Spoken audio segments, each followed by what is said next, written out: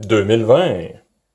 Alors, c'est un jeu qui se ressemble aux autres. C'est la saison 0. Donc, pas besoin d'avoir joué à la saison 1 ni à la saison 2 avant de pouvoir jouer à la saison 0. Et puis, ben, c'est un jeu qui se ressemble aux autres. C'est un autre pandémique, donc il y a des similarités. Exemple, il y a une planche de jeu. Ça vient dans une boîte. C'est un jeu coop. Toutes ces choses-là, c'est toutes des affaires qui vont se ressembler. Donc, côté de la mise en place, on va commencer avec ces cartes-là ici, qui sont les cartes joueurs. Dépendamment, vous êtes combien dans votre équipe, vous allez passer un nombre de cartes joueurs, dépendamment du nombre que vous êtes dans votre équipe. Fait que si vous êtes 2 personnes, ça va être 4 cartes joueurs. On n'oublie pas les cartes joueurs, il y a ces cartes-là, qui sont les cartes aggravation, qui s'appellent maintenant. C'est les anciennes cartes épidémie.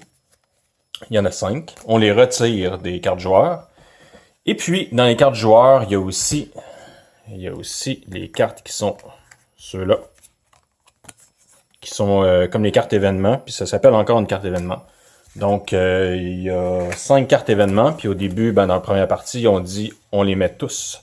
Donc, on a les 48 cartes villes, il y a une carte par ville, et puis plus 5 cartes, fait qu'on a 53 cartes. Et puis, en gros, si on est 2 joueurs, on va passer 4 cartes à chacun des joueurs. 3, c'est 3 cartes. Et puis 4 joueurs, ben, on va passer 2 cartes à chaque joueur. Donc on commence à faire ça. Nous, on va jouer avec un joueur fictif puis un autre joueur. Fait qu'on est 3. Fait que je vais passer 3 cartes. C'est toujours à jeu découvert. Donc 3 cartes, 3 autres cartes pour un autre joueur, qui va être ici, et 3 autres cartes ici. Le restant des cartes, on va les séparer en 5 piles le plus égales possible. Si vous voulez compter les. Mais là, on va s'entendre que ça sera pas égal, mais ça devrait l'être. Puis dans chacune des piles, on va passer une carte aggravation. Et puis, on va mélanger chaque paquet de cartes indépendamment de l'autre. Et puis, ceux qui en ont le moins, vous allez avoir 2 piles qui vont avoir moins de cartes. Ces 2 piles-là vont en dessous des paquets. Fait qu'en gros, dans ce cas-là, ça c'est une grosse pile de cartes. Fait que je brasserais ça. Je mettrais celle-là ici. Ensuite, je brasse celle-là. Je la mets par-dessus. Je brasse celle-là, je la mets par-dessus. Et mes 2 plus petites piles de cartes vont aller en dessous. Et ça devient le paquet de cartes joueurs accessible à tout le monde dans la partie.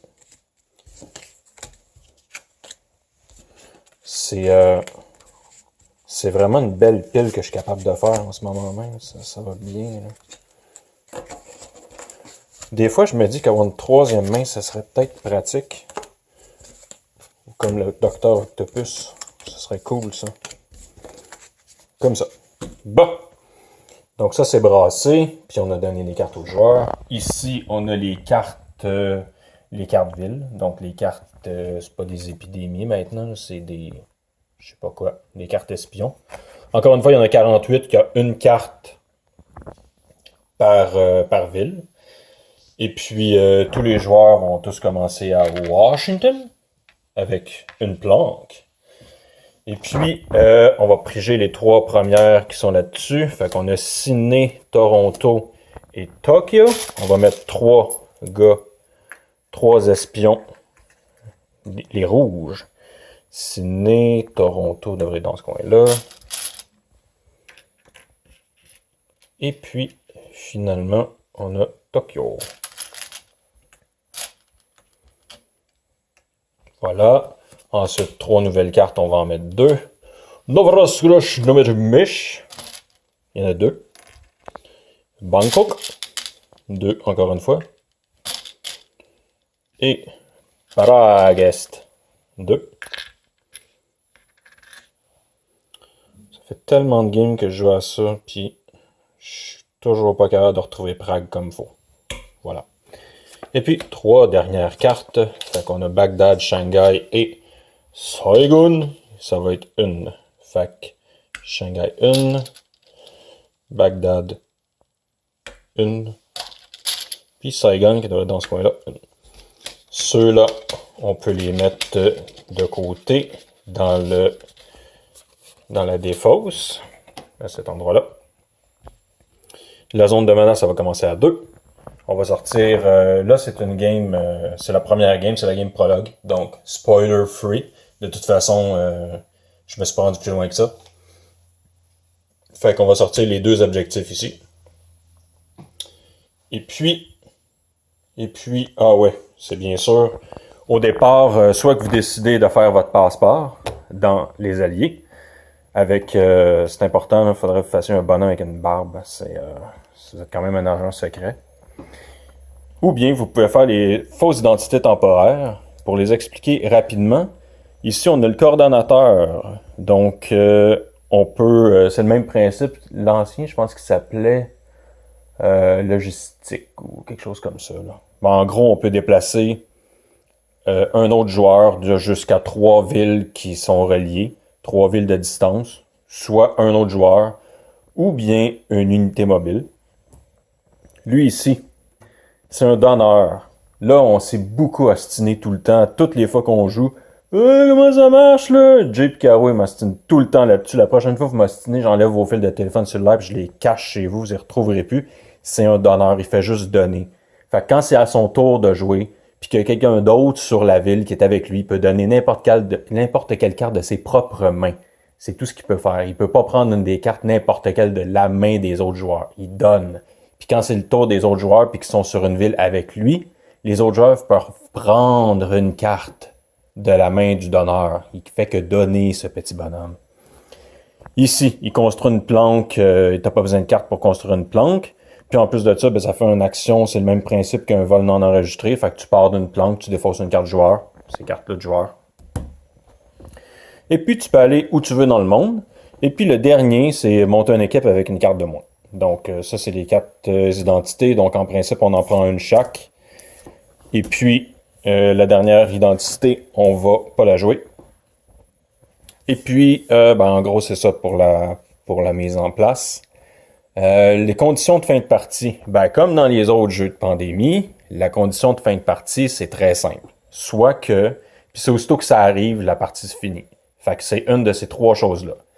3 conditions de défaite. Ça, il faudrait en piger un autre et on ne peut plus parce que c'est vide. Aussitôt que ça arrive, la partie est terminée.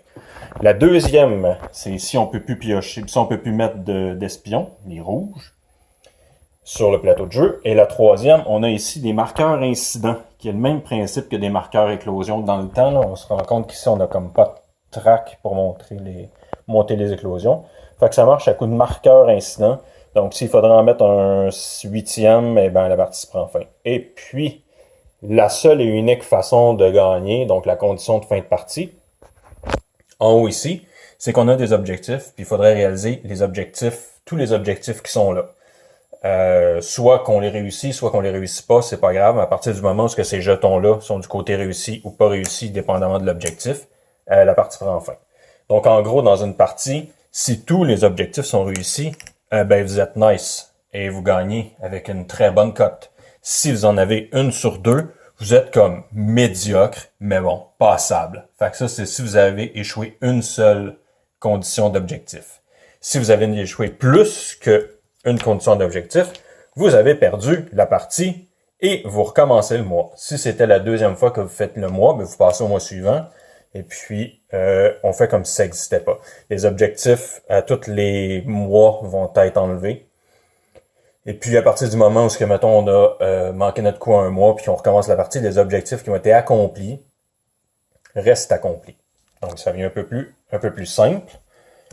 Et puis, en gros, c'est les conditions de fin de partie. Là, le plateau, il est vraiment semblable à tous les autres plateaux qu'on a vu des autres jeux comme ça. Le seul truc qui a de plus, en gros, qu'il y a de plus, c'est les secondes ici. C'est qu'en gros, vous êtes des agents secrets, vous êtes des médecins sans frontières qui vous êtes convertis en James Bond. Et puis là, vous vous promenez au travers du monde à essayer de trouver, je pense que c'est la souche de Coda ou de Méduse, en tout cas. C'est une autre maladie. Et puis, quand il y a des jeux comme ça, c'est que les espions vous voient. Donc, ce qui se passe, c'est le même principe que les autres. On a en bas un truc de couverture. lumière.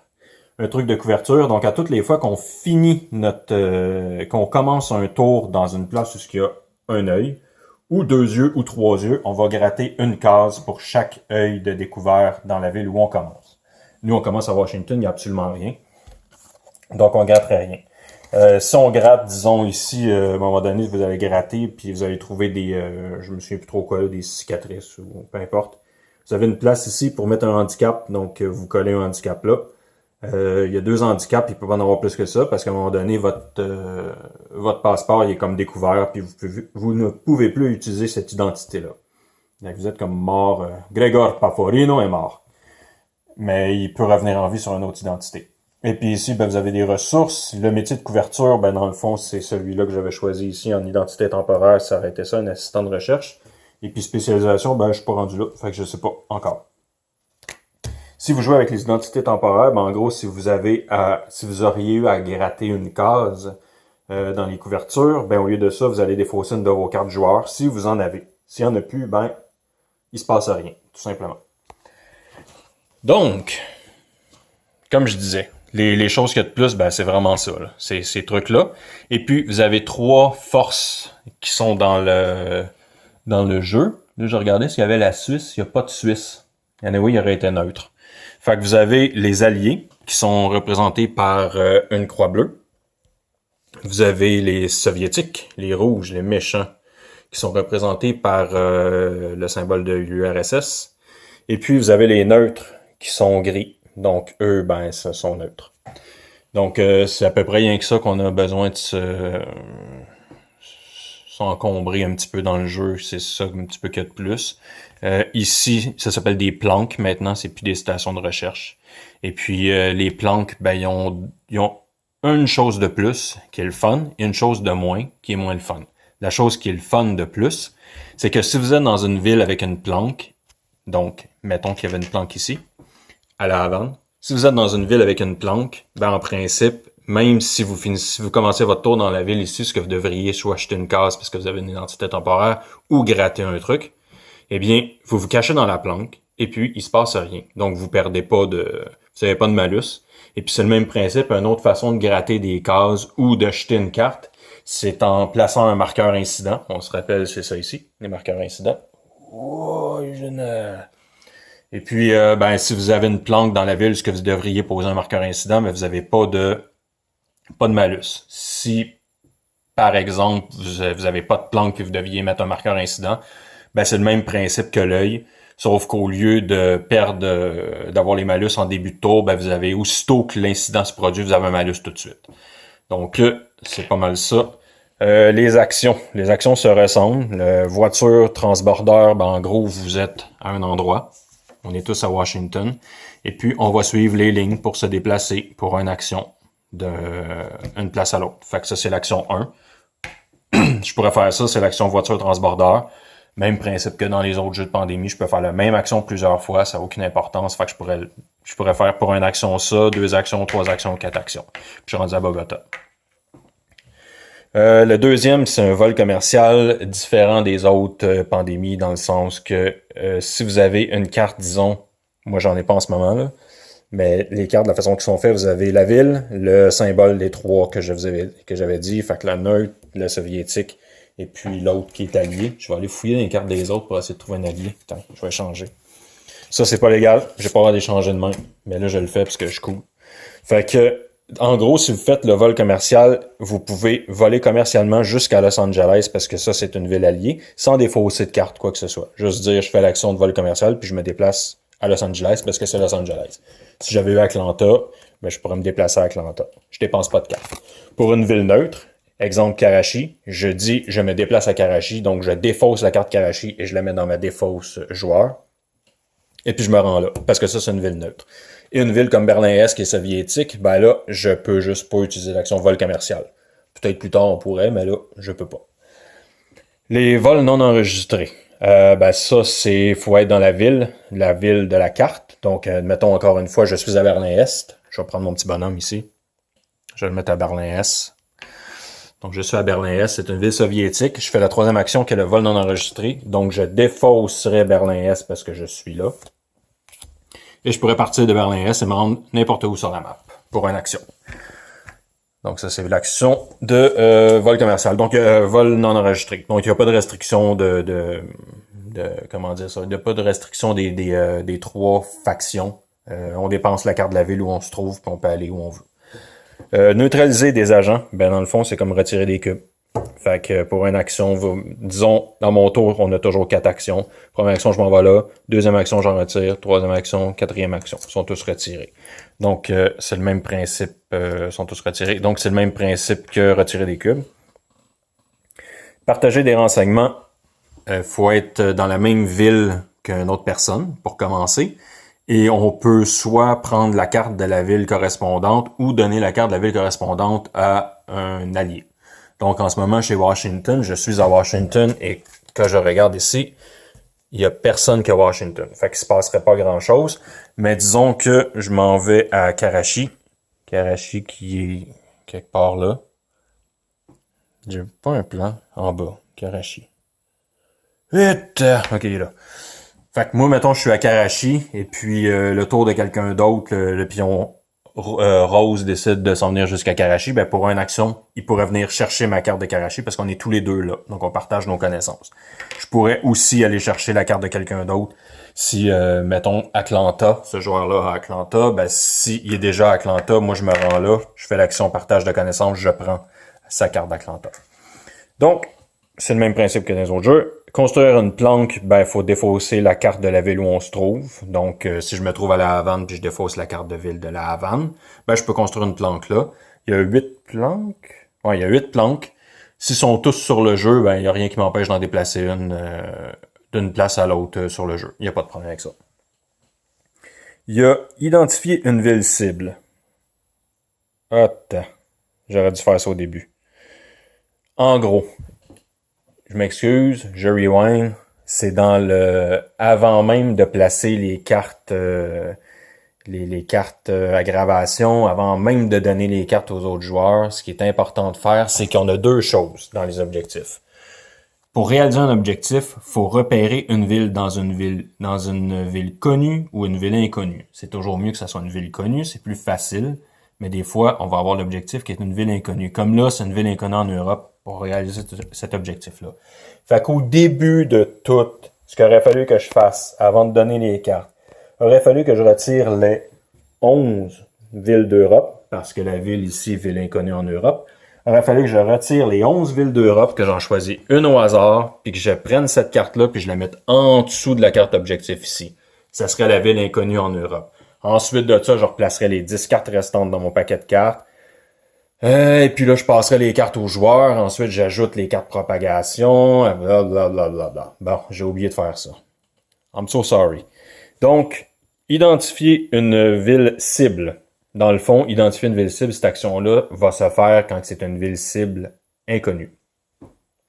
Comme dans le cas présent. Pour identifier une ville cible inconnue, ce qu'il faut faire, c'est qu'il faut avoir 3 cartes villes de la région correspondante. Comme dans le cas présent, si je voulais identifier la ville inconnue en Europe, il faudrait que la même personne ait, mettons, 3 villes d'Europe différentes. Bien sûr, il y en a rien qu'un exemplaire chaque, donc 3 villes d'Europe. Et je défausserais mes 3 villes d'Europe et je pourrais regarder la carte qui se trouverait en dessous de celle-là, que j'ai pas mis. Celle-là, que j'ai pas mis. Mais qu'il devrait se retrouver ça. Et à partir du moment où cette ville-là est connue, eh bien, on va pouvoir faire l'action repérer des cibles, qui est en dernier, puis je vais revenir là. Une dernière chose qui est importante à comprendre pour en finir avec les villes inconnues et les villes connues, c'est que, comme je dis, tu as une carte pour les cartes joueurs et pour les cartes comme ça, épidémie. On a une carte par ville. Donc, si dans mes mains, en ce moment, j'ai Berlin-Est, ben ça veut dire que c'est sûr que Berlin-Est, elle se retrouve pas là.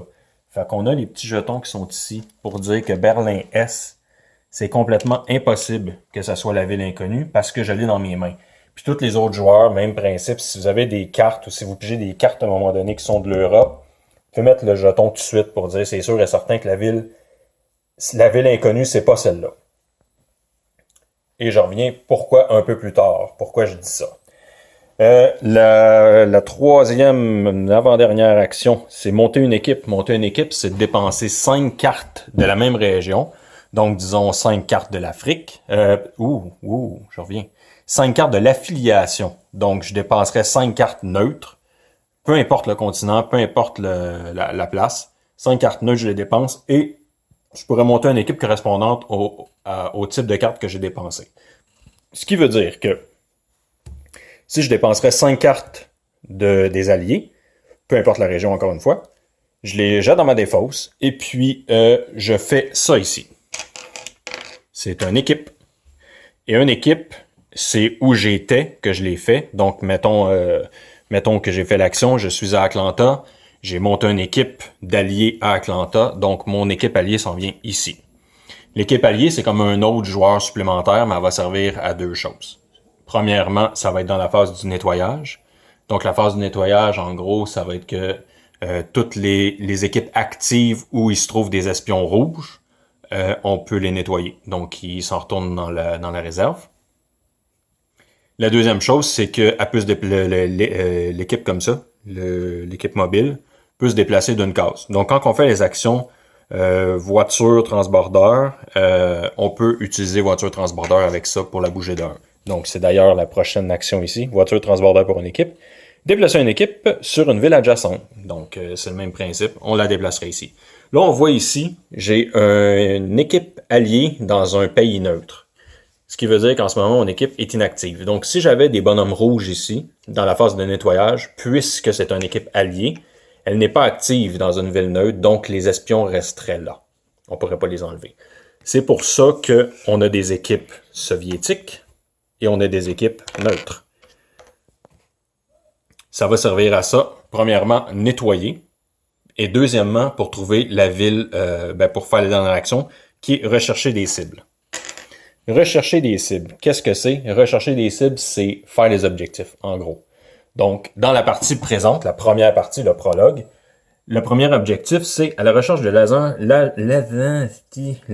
Sabik. Il est à Novosibirsk, qui est ici. Donc, en gros, pour faire cette action-là, chercher des cibles, je peux la faire quand je veux, mais pour réussir cette action-là, il faudrait que j'ai une équipe soviétique, parce que c'est soviétique comme ça, donc un petit camion comme ça, à Novosibirsk. Et quand je fais l'action, je dis, je repère des cibles pour l'objectif à la recherche de Sabik. Si j'ai mon équipe active à Nobruch, je réussis cet objectif-là parce que j'ai recherché et je l'ai trouvé parce que ça me dit repérer une cible à Nobruch. Donc ça, j'aurais réussi. Quand vous réussissez, vous avez un truc dans l'entrée de débrief, allez le lire tout de suite, c'est cool, c'est du role-playing. C'est nice. Et puis, je peux repérer une cible une fois par tour. Ce que je veux dire, c'est pas vrai. Quand je fais l'action repérer une cible, c'est pour un objectif. Donc, si je veux faire les deux cibles, les deux objectifs dans le même tour, ça va me prendre 2 actions. La deuxième façon de repérer des cibles, c'est de pas savoir exactement est placé où. Comme ici, c'est une ville en Europe inconnue. Là, j'ai pas beaucoup de X, mais disons qu'à un moment donné dans le jeu, à cause que les autres joueurs ont pigé beaucoup de cartes d'Europe, je suis comme ça, disons. Fait que là, ça veut dire que à Madrid, je sais pas si c'est elle la ville inconnue, je sais pas si c'est Paris, Rome ou Istanbul. Ce que je peux faire, c'est que quand on fait l'action repérer des cibles et qu'on vise l'objectif, toutes les équipes actives, on les repère en même temps. Ce qui veut dire que si j'ai une équipe active à Madrid, neutre avec neutre, une équipe active à Paris, une équipe soviétique à Rome qui est pas active, puis une autre équipe ici, quand je fais repérer des cibles, en ce moment, j'ai Prague aussi qui a rien. En ce moment, j'ai 3 chances sur mes 5 d'avoir raison. C'est quand même un beau petit guess, mais des fois, on est mal pris, on veut finir la partie parce que c'est soit une victoire ou une défaite, on le sait, c'est toujours un peu serré. Donc, quand je fais mon repérer les cibles, à partir du moment où je fais ça, si ma carte en dessous de ça, c'est Madrid ou Paris ou Istanbul, on a gagné parce qu'on a repéré pour toute la région d'Europe en même temps. En fait, pour elle aussi, mais c'est parce qu'on le sait que c'est pas en Asie. Nobruchnikish. Par contre, si, en regardant la carte en dessous, je me rends compte que la carte c'était Rome, Rome, j'ai pas d'équipe active à Rome, parce qu'il est couché, parce que c'est une soviétique dans une ville alliée. Puisqu'elle n'est pas active, ben l'objectif, il est pas réussi, donc je mettrais mon marqueur ici, comme quoi j'aurais pas réussi. Donc, la partie prendrait fin parce que j'aurais mes 2 objectifs de fait, elle prend fin tout de suite, puis comme j'ai dit tantôt, ben c'est une performance médiocre, shame on you. Et puis, en principe, on recommence pas le mois, c'est juste que c'est comme ça. Et puis, qu'est-ce qu'il me reste? Les planques, comme j'ai dit, on peut pas se déplacer d'une planque à l'autre. Et puis, ah oui, les incidents, c'est quand même assez important, un incident. Comment qu'un incident se produit? Ben, il y a 2 façons. En fait, il y a une façon. C'est quand il faut ajouter un 4e espion en quelque part, puis qu'on peut pas le faire. Exemple, à Toronto, ici. Si je suis pour ajouter un 4e bonhomme à Toronto, puisque je peux pas rajouter un 4e bonhomme à Toronto, je vais faire un incident. Un incident, ça a 2 implications. Comme je disais, s'il y a des joueurs qui se trouvent à Toronto en ce moment quand j'ai ajouté l'incident, en principe, c'est soit que avec votre identité secrète, je réussis, j'ai tout le temps des problèmes avec mes ongles, vous jetez une carte, parce qu'il est écrit ici, lorsque vous jouez avec une fausse, voilà. Ou bien, je gratterai une de mes choses si je joue avec mes vrais bonhommes. Dans mon passeport, je gratterai une partie ici. Parce que je me suis retrouvé à une place où il y a eu un incident. Et la deuxième chose qui se produit quand on fait un incident, c'est qu'on va aller voir dans le paquet de cartes ici, les méchantes cartes. On va piger la carte en dessous. Et puis c'est là que le texte va s'appliquer. Et le texte, c'est tout le temps de placer. Ça focus pas. Allez. Ok, je vais le lire. Les cellules dormantes s'activent. Placer un agent dans chaque ville d'Afrique contenant un ou plusieurs marqueurs incidents. En ce moment, ça m'affecterait pas parce que j'ai aucun marqueur incident en Afrique. Par contre, ça peut arriver qu'en ajoutant un agent, ça provoque un autre incident. Ça peut même en provoquer plus qu'un, parce que si j'avais beaucoup d'incidents ici, ben je placerais beaucoup d'incidents ici. Puis si j'ai 3 bonhommes, disons, dans ces 3 villes-là, ben ça me fera un incident ici, un incident ici, un incident ici. 3 incidents dans le même tour à cause de cette belle carte-là. Ah là, elle se décide de focusser. Sauf que à partir du moment où ma carte incident m'a provoqué quelque chose, peu importe qu'il y en ait un ou que 4 incidents qui se sont produits pour la même carte, je vais quand même, d'ailleurs la carte incident que je viens de piger, je m'en vais la placer dans la zone de fin de partie. Même si ça a provoqué 3 incidents, je vais quand même juste repiger une carte en dessous. Puis je vais encore une fois faire mon truc d'ajouter des agents dans une ville. Encore une fois, si ça reprovoque un autre incident, on repige une autre carte en dessous. Si ça en provoque 2, on pige quand même juste une autre carte en dessous. Et si ça provoque plus d'autres incidents, ben là, ça vient de se terminer.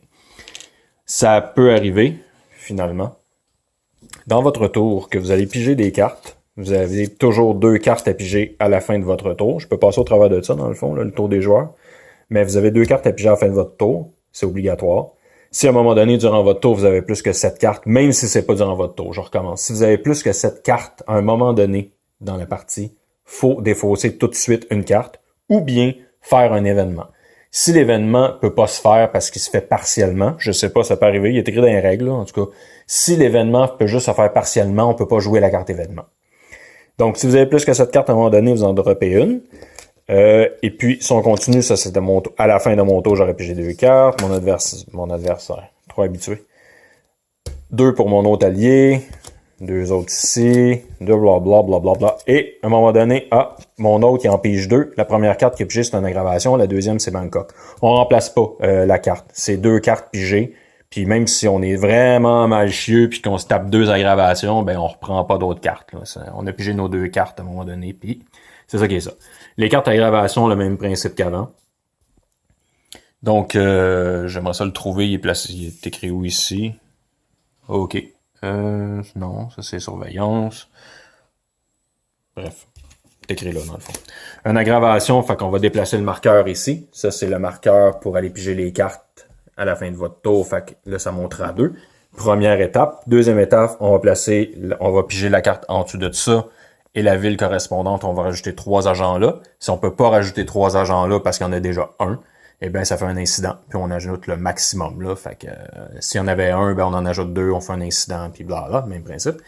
Et le troisième chose, c'est que les cartes qui sont toutes dans la défausse, pas la zone de fin de partie, la défausse, on les rebrasse, on les remet sur le dessus du paquet, et puis là, on va piger, dans le fond, les mêmes cartes qu'on avait déjà pigées. Les tours de joueurs, de la façon que ça se passe, ben, c'est le même principe que les autres. Vérifier la surveillance. Comme je disais, si on commence notre tour dans une zone avec des yeux, On va se gratter les chevaux par icône de surveillance. Donc, s'il y a 3 icônes de surveillance, en principe, c'est soit que une identité temporaire, vous défaussez 3 cartes, ou vous grattez 3 ça. Donc, on vérifie la surveillance. Ensuite, on effectue les 4 actions. Comme je disais, il y a pas un événement, c'est pas une action. On peut le faire dans votre tour ou dans le tour des autres. Jouer une carte événement, c'est pas considéré comme une action. Le nettoyage, c'est, dans le fond, comme ici, à Nobruch, j'ai des gars, ben, ma force de nettoyage, puisque c'est une soviétique dans une ville soviétique, je pourrais les nettoyer. Donc, ils disparaîtraient. C'est la force de nettoyage. Je pioche 2 cartes joueurs. Et puis, je pioche des cartes menaces selon le niveau de menace en cours. Donc, c'est eux ici. Donc, that's it, bye, dude!